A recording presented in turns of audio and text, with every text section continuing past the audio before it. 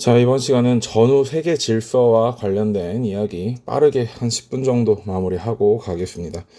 전후의 이제 세계 질서라는 거, 다시 말해 이제 1950년대 이후에 세계가 어떻게 구성되어 나아갔는지 뭐 그런 걸 이야기하는 곳입니다. 두 가지가 있어요.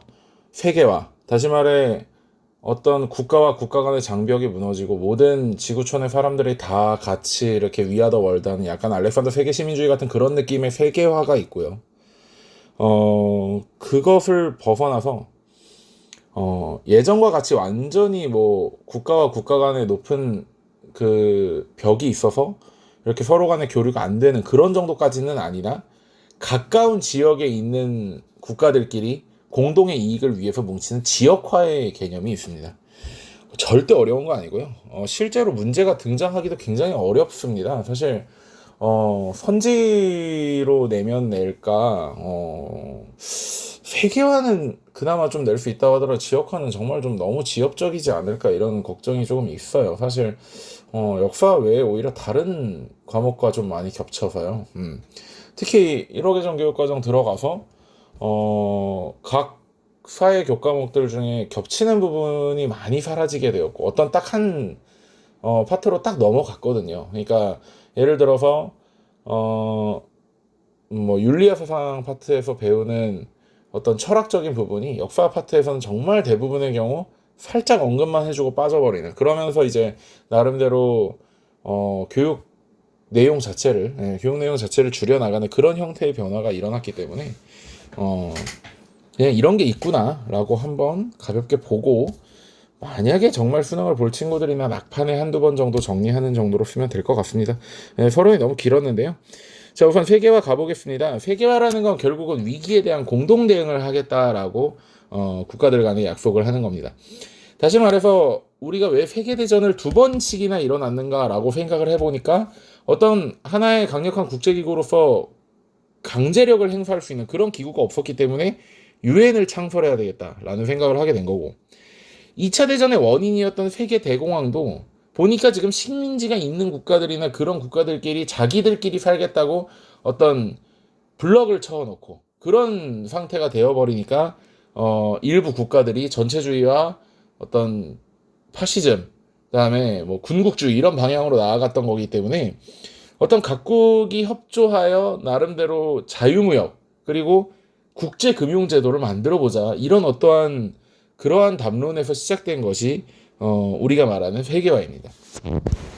그래서 사실 전쟁이 종료되기도 전에 브레턴 우즈 회의라고 그래가지고요, 44개국이 참여해서 달러를 전 세계 기축통화, 즉 하나의 기준이 되는 통화로 삼기로 하고, 그렇다면 도대체 그 각 국가들은 얼마만큼의 달러를 보유할 수 있는가라고 고민을 해봤을 때 금을 보유한 만큼 달러를 발행할 수 있도록, 따라서 달러 1달러에 금 얼마라는 고정환율제를 시행하자라는 그런 담론 이야기가 나오게 됩니다. 이걸 우리는 브레턴 우즈 체제라고 해요. 그런 브레턴 우즈 체제 때문에 결과적으로는 뭐가 나오게 되냐면 지금 개발도상국이라든지 그런 나라들에 대한 어떤 경제 질서를 유지하는, 그래서 그 나라의 발전을 도와주는 국제부흥개발은행 IBRD가 창설되었고, 또 세계의 달러 통화 질서를 유지하기 위한 국제통화기금인 IMF가 창설이 되었습니다. 사실 우리는 이 기구들이 뭐를 하는 기구들인지는 그냥 적당히 알고 이름 정도만 알고 있으면 큰 문제는 없어요. 이 경제 파트에서 배워야 될 문제지. 그치?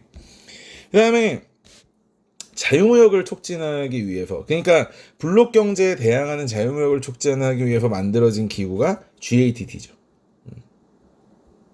GATT를 창설합니다. 이 GATT가 나중에는 WTO, 우리가 알고 있는 그게 되는 거예요. 근데 이제 1971년에 달러의 가치가 너무나 이제 내려가는 바람에 어떤 금으로의 교환 과정에서 계속해서 손해를 보는 그런 달러 쇼크가 발생을 하게 됩니다. 그래서 결국은 금과 달러의 고정 환율제가 붕괴되게 되고, 정지되게 되고, 브레턴 우즈 체제 자체가 붕괴돼서 1973년부터는 변동 환율제가 도입이 돼요. 이 부분을 정말 복잡하게 생각하면 답이 없습니다. 이거는 경제 파트를 가르쳐야 돼요. 그래서 선생님이 이 부분만큼은 조금 여러분들에게 그냥 암기를 부탁하고 넘어가야 될 것 같습니다. 실제 만약에 궁금한 친구들이 있으면 개별적으로 찾아오면 선생님이 따로 설명을 해줄 수 있을 것 같아요. 그러니까 이미 몇몇 친구들 재작년에도 오히려 회계사를 안 듣는 친구들이 경제 파트 친구들이 몇 번 설명을 들고 갔었거든. 어쨌든 이 1971년의 달러 쇼크, 아이고 미안해요. 1971년에 달러의 가치가 떨어지게 되는 달러 쇼크. 그 과정에서 금과 달러가 더 이상 이 손해가 막심함을 이제 미국이 감당할 수가 없어서 금과 달러의 교환 정지가 이뤄지고 브레튼 우드 체제가 붕괴가 되거든요. 그래도 이러한 기구들은 나름대로 역할을 합니다. 뭐 세계 은행 그룹으로 발전하는 케이스도 있고, 아까 말했듯이 GATT 같은 경우는 WTO로 세계무역기구로 인해서 UN 내 기관으로 소속되기도 하고, 또 이제 한국과 그리스 같은 경우 이제 통화가 부족했을 때, 다시 말해 외화가 부족했을 때 일시적으로 그것을 빌려주는 IMF 구제금융 이런 것들이 일어나기도 했고요. 따라서 이런 것들이 다들 모여서 새로운 경제 질서 형성을 이루어 나가게 되는 것입니다. 자, 지역화 중요한 거 EU의 발전 과정. 자, 여기만큼은 시험에 나올 수 있습니다. 그리고 자주 나왔습니다. 예, 여기만큼은. 자, EU의 발전 과정을 보겠습니다. EU는 처음에는 뭐에서 시작했냐면 프랑스와 독일 간의 알자스 로렌 지방을 두고 싸웠던 이유가 뭐였죠? 그 지역이 최고의 철강산지였기 때문입니다. 따라서 알자스 로렌 지역을 마지막으로 점거하게 된 프랑스에선 철광은 굉장히 풍족했으나, 반대로 독일 같은 경우는 철광이 부족했으나 석탄이 풍족했고, 프랑스는 또 석탄이 부족합니다. 그래서 나름대로 산업에 쓰이는 주요 자원들이었던 석탄과 철강들을 유럽 국가 내에서 조금 더 다른 지역의 국가들에게서 수입하는 것보다는 좀 더 싸게, 좀 더 서로 간의 편의를 가주는 과정에서 어떤 자원을 통한 전쟁이나 그런 싸움이 일어나지 않도록 해보자 라는 것에서 시작했던 게 가장 첫 번째 등장한 석탄철강 공동체 ECFC입니다. 그런데 이게 조금 더 확대되면서 약간 독일의 관세 동맹 비슷한 느낌으로 석탄과 철강만 이야기할 게 아니라 그냥 유럽 내에서 나는 어떤 상품이나 자원들에 대한 모든 것을 함께 논해보자라고 시작했던 게 유럽 경제 공동체입니다.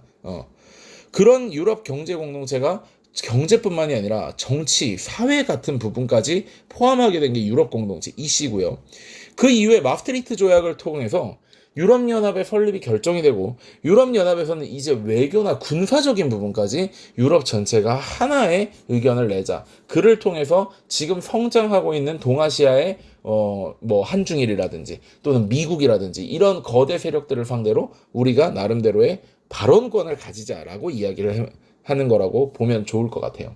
따라서 이제 99년 같은 경우에는 유로화가 도입이 되면서 지금까지 각국에서 쓰고 있던 파운드, 프랑, 리라, 뭐 마르크 이런 단위들이 전부 사라지고 유로화가 도입되게 됐고요. 2007년에는 국경과 노동시장 그리고 기타의 시장이 모두 완전히 개방이 됐습니다.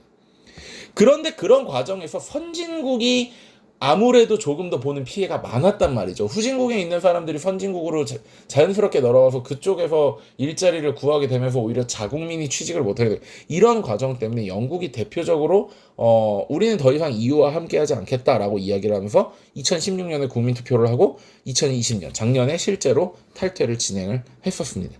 이런 정도를 우리는 EU를 꼭 기억을 해야 되는 거고요. 나머지 내용들은 그냥 적당히 한 번씩 이런 게 있구나 하고 지나가면 큰 문제가 없을 것입니다. 자, 여러분 고생했습니다. 다음 시간에 서양 철학사를 전부 한번 선생님하고 한번 훑어보도록 하고요. 마지막으로 서양 각국사를 정리하면서 서양사를 마무리하도록 하겠습니다. 자, 고생했습니다, 여러분. 안녕.